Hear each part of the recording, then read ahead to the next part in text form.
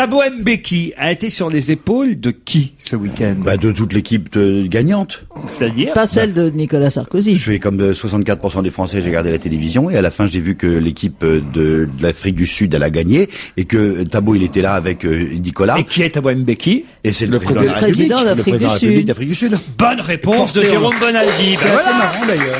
Suffisait de le dire. Était nul cette finale, mon Dieu. Oh, c'était pas drôle, hein, c'était pas beau. J'espère que ça va, on en a fini avec ce truc. Là. Ça y est, chef. Ça y est. J'ai failli être agressé par des hooligans, qu'on n'appelle pas hooligans d'ailleurs, des Anglais. J'étais dans un café, je mangeais une saucisse frite, c'était samedi après-midi.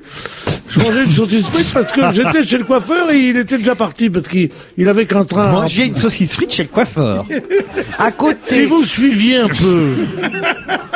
Moi, je vais chez le coiffeur, pédro. il me dit venez à 3h. Ouais. J'arrive à 3h30, on me dit le coiffeur vient de partir. Je dis pourquoi? Il me dit parce que comme il part en week-end, normalement il prend le train à 5h, mais là il avait qu'un train à 3h30. Il a pas pu vous attendre. Il me dit ça fait rien.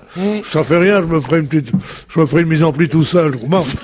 Et du coup, j'avise en face un tabac que j'ai mes habitudes, au angle rue Lascaz et rue de Bourgogne. Ouais. J'arrive, je m'assois. Non, pardon. Rue Saint-Dominique, et non, c'est On se disait aussi. Ah, il veut que Stéphane le trouve. Ça, je m'assois, j'ai le monde, je commence mon sudoku, je suis content parce que le samedi il est particulièrement dur dans le monde. Je commence mon sudoku. J'adore cette phrase dans ta bouche.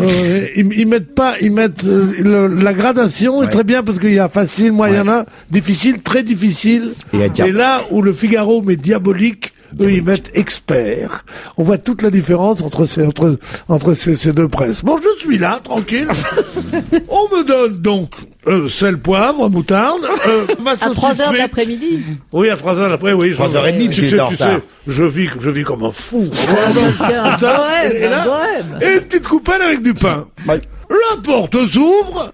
Arrivent quatre mecs comme ça. We want a beer. Et alors les gens heureux, les connards là, les Français, tu sais, les Français, contents de voir. Oh, you are English, you are playing tonight. Pour comme ça, ils rotent à la gueule de la France. Mais non, ils parodient. Tu te considères comme la France. Mais non, pas moi je leur parlais pas. J'étais là. Et j'ai dit, mais qu'est-ce que c'est que ça? Puis d'un coup, je me suis avisé qu'ils étaient quatre mecs assez balèzes et prêts à tout. Tu sais, les gens qui n'ont pas l'habitude de boire quand ils boivent comme ça. Et ils sont là, et ils ont parodié la Marseillaise. Non. Alors, enfants, fucking... Oh là là. Qu'est-ce que vous avez fait? Comment vous avez réagi? Mentalement, je me suis dressé. Hein. J'étais foudrage. Il y en a un qui s'approche de ma table, et j'avais le supplément du Monde sur une chaise. Il me prend mon journal, disons. Oh, mais c'est qu'avec moi, ça se passe pas comme ça. Alors, j'y ai mis ma saucisse frite. Non. Alors, moralement, je cassais la gueule, mais comme ils étaient quatre, j'ai rien dit. Bon, alors. Là, je ne dis rien. Je commence à manger ma saucisse comme si rien n'était. J'ai pris un demi-Amstel.